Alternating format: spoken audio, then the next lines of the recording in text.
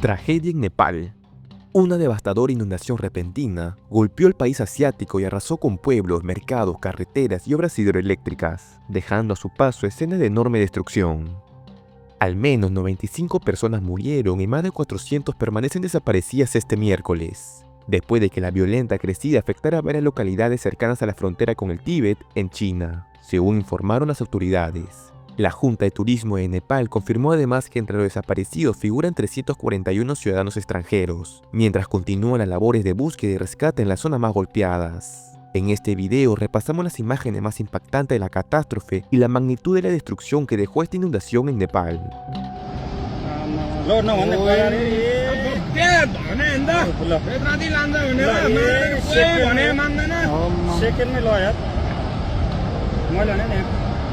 वाटरतिर phone गरिदिउँ के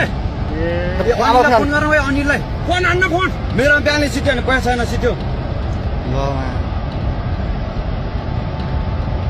ल अहिले अहिले खोल तुरन्तै माथि उठ्ने यार ल यो त कति मान्छे ल यार कति मान्छे मर्यो होला है कति कति अब जम्मै मान्छे घर आएको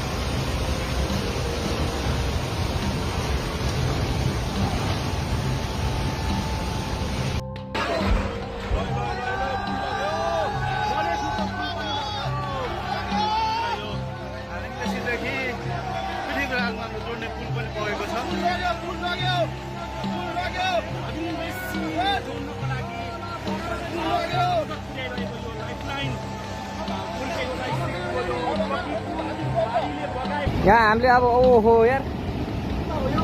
यो पुरै ड्याम फुटेर आएको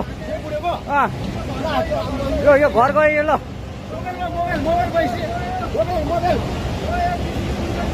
ल ट्युसुली बजारै गयो यार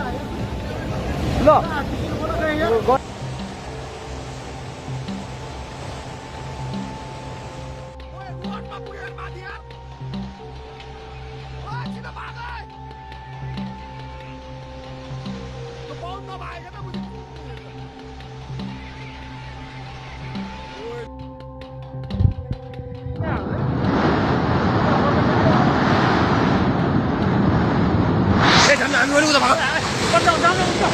우다 마디